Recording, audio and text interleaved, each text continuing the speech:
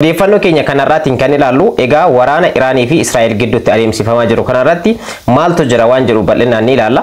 Itaansanii immoo kan ilaallu jechuudha lola Iraanii fi Israa'el kanarraa eenyutu fayyadame kan jedhullee bal'inaan ni ilaalla. Biyyoonni kunniin faayidaa mataa isaanii kan siyaasaa fayyadamaniitiin jiranii kun maalidha kan jedhu ni ilaalla. Pirezidaantiin Turkiidha guyyaa kaleessa immoo Erdogan jechuudha pirezidaantii Ameerikaa Trump wajjin mari'atanii jiranii dhimma maalii irratti mari'atan kan jedhullee ni ilaalla jechuudha. Walgahii yeroo ammaa kana niituun adeemsisaatiin jira. Kunis maalirra jira kan jiru hamma tokko kan isiniin dhaqqabu ta'a jechuudha. Egaa baha giddu galeessaa kanarratti rakkoo siyaasaa cimaa yookaan waraanaa jiru babal'achaa jiru kana addunyaadhaaf yaaddisaa ta'e kanarratti yaada tokko odeeffannoowwan madda odeeffannoo garaagaraa irraa argame kan isiniin dhaqqabu ta'a. Assalaamu alaykum wa rahmatullahi wa barakatuh. Shama harka fuunee akkam jirtan dhaggeeffattoonni YouTube channel Soof Maraa bakka jirtanitti nageenyi kan koo kan jaalalaa fi kan kabajaa isin dhaqqabachaa viidiyoo keenya kanarratti odeeffannoo waraana Iraanii fi Israa'el maal irraa kan jiru kan isiniin dhaqqabu ta'a. Hanga dhumaatti nafaana turaadha. Obboleewwan yeroo jalqabaatiif gara YouTube channel kanaatti dhuftan YouTube channel kun YouTube channel odeeffannooti kan barnootaati kan teknooloojiidhaan itti wal bartaan waan ta'eef subscribe gochuudhaan gara maatiiwwan keenyaatti dabalamaadha. Viidiyoo kana immoo like share gochuudhaan eegalaadha. Amma gara odeeffannoo keenya kanarratti cina. Egaa odeeffannoo keenya kanarratti kan argannu guyyaa kaleessa pirezidaantiin Turkiidha Erdogan Trump wajjin wal arganii akka mari'atanidha kan ibsan jechuudha. Karaa miidiyaa adda addaatiin kan ibsamaatiin jiru jechuudha. Mariin isaanii kunis Ameerikaa fi Turkii gidduutti waliigalteewwan adda addaa irratti wantoota adda addaa irratti mari'atanii jiranii gama enerjiitiin gama siyaasaatii fi akkanumallee gama diinagdeetiin akkanumallee gama waraanaatiin wantoota jira waliin mari'atanii jiranii isa kanarratti marii bal'aa taasisanii akka walii galanidha kan ibsamaatiin jiru. Kana qofa osoo hin taane pirezidaantiin Turkiidha Tayyip Erdogan baha giddu galeessaa kanarratti waraana adeemsifamaa jiru kanarratti illee bal'inaan wajjin mari'atanii jiranii keessattuu waliigaltee Iraanii fi Israa'el irra gahan lola dhaabuudhaaf irra gahan kana hedduu tokko kan deeggaranii fi kan barbaadamaa turedha. Kun ammoo itti fufiinsaan ta'uu qaba. Waliigalteen kun keeyyata mataa isaa bahee fi keeyyata saniin seera qabeessa ta'uu qaba waan jedhu irratti waliin mari'ataniitiin jiranii jechuudha. Trump wajjin jechuudha. Egaa baha giddu galeessaa kanarratti keessattuu Gaazaa keessatti wanta taasifamaa jiru irratti hedduu tokko kanarratti waliin dubbataa jiranii akka ta'edha kan ibsamaatiin jiru madda gabaasaa adda addaatiin kan bayaatiin jiru jechuudha. Ameerikaas galateeffachuu isaaniiti kan ibsan Erdogan sababni isaas waliigaltee Iraanii fi Israa'el gidduutti yeroo ammaa kana ta'e jedhameetiin himamaatiin jiru. Inni kun himamaatiin jira malee wanti qabatamaa Israa'el fi Iraan gidduutti ta'e tokkollee hin jiru. Waliigalteen keeyyata qabu kan seera qabu kan ulaagaa isaa guute tokkollee hin jiru waan jedhuudha kan ibsamaatiin jiru karaa miidiyaa adda addaatiin. Garuu Erdogan isa kanaaf Ameerikaan gahee gaarii taphattee jirti. Kanaaf immoo pirezidaantiin Turkiidha ni deeggarra waan jedhuudha kan ibsan jechuudha. Kana qofa osoo hin taane waraana Raashiyaa fi Yuukireen gidduutti gaggeeffamaa jiru kanarratti egaa biyyoonni kunniin lamaanuu walitti dhufanii teessoo irratti waliin mari'atuu qabu waan jedhuudha kan ibsan jechuudha. Egaa kanarratti gahee keenya bahuu qabnaadha kan jedhan. Egaa neetoo yeroo ammaa kana walgahii irra jira. Walgahii kanarratti immoo murteewwan adda addaa ni murteessa jedhameetiin kan eegamaatiin jiru. So murteewwan isaan murteessan maalidha kan jiru kan yeroo itti aanu gabaasota bahanarraa kaanee yaada keenya qabannee kan isiniif dhiyaannu tahaa jechuudha. Hangammatti wanti beekame hin jiru. Egaa waliigaltee Iraanii fi Israa'el kana wal qabatee guyyaa galeessaas egaa haleellawwan adda addaa adeemsifamaatiin jiru. Haleellawwan misaa'ilaa kunniin Iraan irraallee akkanumallee Israa'el irraallee kan gaggeeffamaatiin jiru. Kaleessa Israa'el raadaarii Iraan rukutuu ishee kan beeksifteetiin jirti karaa miidiyaa adda addaatiin. Egaa Iraanis deebii gahaa akka kennitee fi kan ibsaatiin jirtu karaa miidiyaa adda addaatiin jechuudha.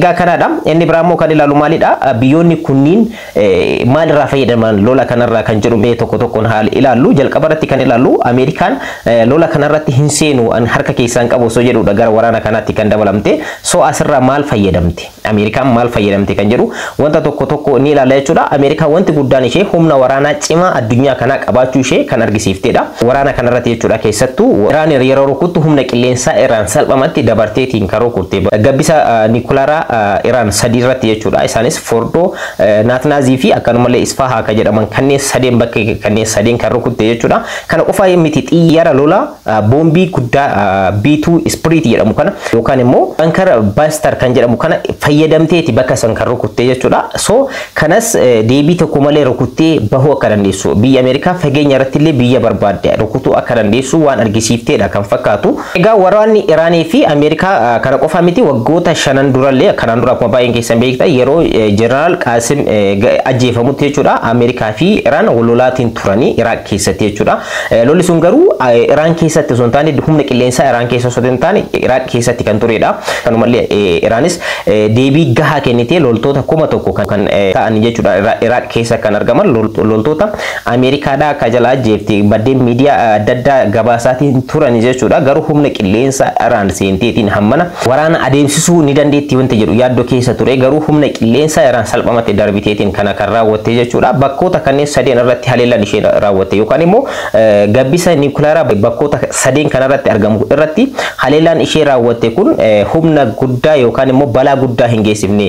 Gabbisa niwukileeraa Iraan keessatti argamu guutumaan guutuutti barbadeessee haa jettu malee akka hin barbadeessine maddeen gabaasaa garaagaraa kan ibsaatiin jiranii. Egaa faayidaan guddaan immoo Ameerikaan asirraa fayyadamte jedhameetiin hayyoonni siyaasaa garaagaraa ibsaa jiran biyyoonni adda addaa ibsaa jiran. Egaa Iraan waraanuun ishee yookaan immoo rukutuun ishee humna gabbisa niwukileeraa Iraan rukutuun ishee kun immoo gara teessootti dhufanii biyyoonni lama waliigaltee waraanaa akka godhaniif kan affeereedha hayyoonni siyaasaa tokko jechuudha.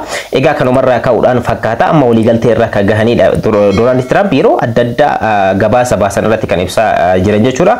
Garuu keeyyanni mataa isaa bahee wanti seeraan gatta'anii waliin haasa'anii biyyoonni kunniin lamaan keeyyata mataa isaanii banii waliigalteen isaan uuman hin jiru. Biyyoonni kunniin lamaan illee ammas gara waraanaatti deebi'uudhaaf carraa baay'ee qabu. Kun hatantamaan seerri mataa isaatti bahee waldhabbeen biyyoota kanneen lamaanii furamuu qabaadha kan jedhu jechuudha. Egaa Iraan immoo asirraa maal argatte waraana kanarraa maal argatte kan jedhu yoo ilaallu baha giddu galeessaa kanarratti Iraanii fi Israa'el keessattuu olaantummaa isaanii mul'isuudhaaf gahee mataa isaaniitti taphachaa kan jiran jechuudha. Yeroo Israa'el Hamaasii fi Hizboolaa wajjin waraana adda addaa geggeessutti Iraan ni deeggarti jedhameetii yaadama. Baha giddu galeessaa kana isheenis koontirool gochuudhaaf akkasumallee Israa'elis koontirool gochuudhaaf baha giddu galeessaa kana ni barbaadanii biyyoonni kunniin lamaanuu baha giddu galeessaa kana waan barbaadaniif haleellaa kana walirratti kan adeemsisan jechuudha. Egaa Iraan yeroo adda addaa qoqqobbiin dhaabbata mootummoota gamtoomaniitiin akkasumallee Israa'eliin biyyoota adda addaatiin qoqqobbiin adda addaa qoqqobbii waraanaa diinagdee yeroo irratti gaggeeffamu argaatiin turre isa kana hundayyuu dandeettiitiin sadarkaa kanarratti humna militarii isheen qabdu yookaan immoo humni waraanaa isheen qabdu cimaa hangam akka ta'ee fi akkanumallee dandeettiin isheen qabdu hangam akka ta'e biyyoota kanneen faayit gochuudha yookaan immoo ofirraa qolachuudhaan gahee mataa ishee taphatteerti. Kanaafiyyuu wanti isheen asirraa argatte guddaan isa kanaadha. Iraan of dandeettii socho'uudhaaf akkanumallee wantu qoqqobbiiwwan yeroo adda addaa irratti darban kanneen detect gootee ofirraa dhorkitiitiin gara fuulduraatti deemuudhaan kaayyoon isheen qabdu yookaan obsi isheen qabdu. Egaa baay'een keessan ni beektanii qoqqobbiiwwan akkanaa kunniin biyyoota irratti side effectiin inni uumu diinagdee irratti militarii irratti humna waraanaa irratti akkanumallee gama guddina biyyattii irratti illee maal akka uumu ni beektan jechuudha. So kanaafiyyuu isa kan hundayyuu obsiteetiin sadarkaa kanarratti waraana kanarratti ofirraa qolachuun Israa'eliin ofirraa qolachuun ishee Ameerikaan deebii adda addaa deebisteetii jirti.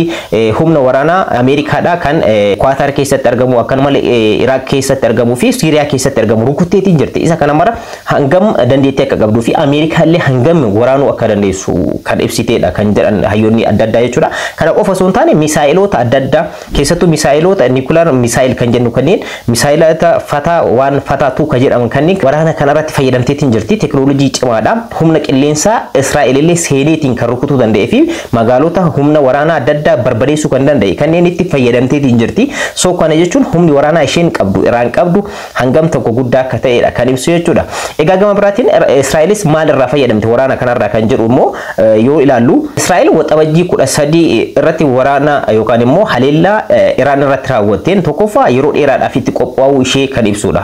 Baha giddu galeessaa kana koontirool gochuudhaaf. Kanaan dura Hizboolaa wajjin Hamaas wajjin lola baay'eetu ture. Akkanumallee immoo Iraan wajjin illee darbeewwan waraanaaf akka wal affeeraa turan ni beekama. Kanaafiyyuu biyyoonni kun waggaa 50 ol ta'ee jirtiin jira. Carraa waraanaaf wal affeeruudhaaf isaan qaban kan bal'achaatiin dhufee fi amma immoo waxabajjii 13 irratti haleellaa isheen goote irratti itti qophaa'uu ishee kan ibsudha. Bakkoota adda addaa waraantee jirti. Haleellaawwan gurguddoo waraantee jirti. Akkanumallee saayintistoota niwukileeraa baay'ee ajjeesteetiin jirti. Akkanumallee jeneraaloota baay'ee akka ajjeesteedha kan ibsamaatiin jiru jechuudha. So kanas akka itti qophooftee turteedha kan beekamu. Baha giddu galeessaa kana koontirool gootee of jala galchuudhaaf hojiin isheen hojjette keessaa isa tokkodha jedhameetiin kan ibsamaatiin jiru. Qeeqni guddaan immoo Israa'el irratti yeroo ammaa kana qeeqamaatiin jiru wantoota lamaadha. Tokkoffaa Israa'el humna waraanaa qofatti amanti. Keessattuu namoonni baay'een kan itti walii galan 6 day war ka jedhamu kan Gibxi wajjin adeemsifte bara 1973 irratti guyyaa 6 qofaaf adeemsifte irratti Israa'el mo'achuun ni beekama. Gibxiin yookaan immoo Misir jechuudha. Ergasii immoo Siinaa barahaa deebistee kenniteefii jirti. Waraana san irratti qofatti furmaata teessoo irratti taa'anii biyyoonni waliin mari'atanii furmaata laachuu irratti wanti guddaan isheen argisiifte ishee qofa irratti kanaan alatti kan jiru immoo humna waraanaa qofaan kan amantu kan jedhan hayyoonni siyaasa garagaraa xiinxaltoonni siyaasa garagaraa yeroo ibsan jechuudha.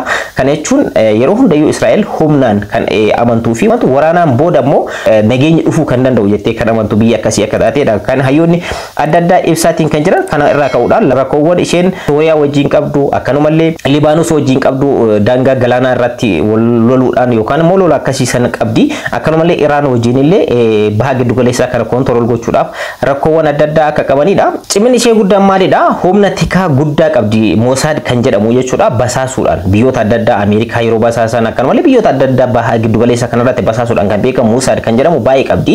Isa kanatti information adda addaatti fayyadamuudhaan namoota barbaadde tigootee ajjeesuudhaaf illee carraa bal'aa qabdi. Maaliif humni basaastummaa isheen qabdu Mossad kan jedhamu kun guddaadha. Akka addunyaatti illee fi baay'eetti aanee kan jirudha. So kanatti fayyadamtee loltoota adda addaa yeroo ajjeestu namoota beekamtu jeneraalota adda addaa saayintistoonni nukleeraa isa Iraan keessatti ajjeeftan illee yoo fudhanne isaan kunniin hundumtuuyyuu hojii Mossad jedhameetiin kan yaadamu jechuudha. Humni basaasummaa kun kan isheen koontirool qabdu kun cimaa hangam cimaa akka ta'e kan ibsudha. Inni biraa immoo misaa'eloota gurguddoo Iraan irraa gara isheetti dhukaatiin ture karaa ittiin isheen qolataatiin turte yookaan immoo Iron Dome kan jedhamu kana jechuudha. Egaa Raafaa kan jedhamu misaa'ela cimaa qabdi kan ofirraa dhorkuu danda'u humna misaa'eloota Iraan irraa itti rukutamaa turte kana akkaataan itti ofirraa koontirool gochaa turte yookaan immoo ofirraa dhorkaa turte guddaadha. Kana irratti gaheen isheen qabdu maal akka fakkaatu argisiifteetiin jirti. Egaa Iraanis immoo isa kanatti osoo hin rakkatin humna qilleensaa sanillee darbiteetiin magaalotaa fi bakkoota adda addaa irratti balaa guddaa yeroo geessisaa jirtu kan arginedha. Egaa kana irraa fayyadamteetiin jirti jedhaatiin jiru. Egaa hayyoonni siyaasaa garagaraa yeroo xiinxala isaanii kan ibsan jechuudha. Waraanni kun ammas itti fufuudhaaf carraan inni qabu bal'aadha. Sababni isaas waliigalteen isaanii maal irratti akka ta'e hin beekamne. Donald Trump ergaa guyyaa lama dura dabarsanii biyyoonni kunniin lamaanuu sa'aatii 12 dura irratti Iraan gara teessoo yookaan immoo waliigaltee waraana dhaabuu kanatti akka dhuftu ergasii immoo Israa'elis gara teessoo kanatti akka dhuftu sa'aatii 12 kenneefii ture. Sa'aatii sanitti fayyadamuudhaan ammoo yeroo ammaa kana waraanni kun xiqqoo isii tasgabbaa'uu isaati kan ibsamaatiin jiru jechuudha. Haa ta'u garuu waraanni kun dhaabbateera jechuu miti. Ammas itti deebi'uu ni danda'ama. Maaliif keeyyanni waraana kana akka dhaabbatuuf yookaan immoo teessoo irratti biyyoonni lamaanuu deebi'anii akka wajjin haasaniif wanti godhan hin jiru.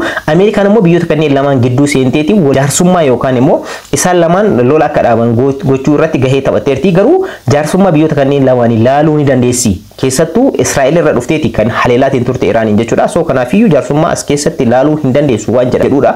Hayyoonni siyaasaa garagaraa kan ibsaatiin jiranii. So kanarraa ka'uudhaan egaa waliigalteen kun garamitti deema kan jedhu adeemsa keessa kan wajjin ilaallu ta'a jechuudha. Egaa kana qofaa miti Iraan immoo kanaan dura Israa'el jeneraalota 3 ajjeesee ture jechuudhaan kan ibsaatiin turte. Har'a immoo karaa miidiyaa hawaasaa Iraaniitiin kan mul'atan keessattuu injifannoo Israa'el irratti gonfannee jirra jedhanii uummataa fi mootummaan Iraan yeroo ammaa kana kabajachaa jiru kana irratti mul'ataniitiin jiranii. Egaa jeneraalotni 3 kunniin jechuudha. Kanaan dura Israa'el yeroo adda addaa jeneraalota kanneen ajjeesee jira kan jechuudhaan ibsaatiin turte. Isaan kunniin immoo karaa fuula miidiyaa kanneen irratti mul'achuun isaanii hangam tokko Israa'el gabaasni isheen baasaa turte yookaan immoo hayyoota kanneen ajjeeftee jirti moo hin ajjeefne kan jiru egaa shakkii bal'aadha uumaatiin kan jiru jechuudha. Egaa Iraan hangam cimaa akka taatee fi akkasuma illee Israa'el cimina isheellee hangam akka ta'e addunyaa hundaaf biyyoonni kunniin lamaaniyyuu agarsiisanii jiranii jechuudha. Gama siyaasaatiin gama waraanaatiin jechuudha.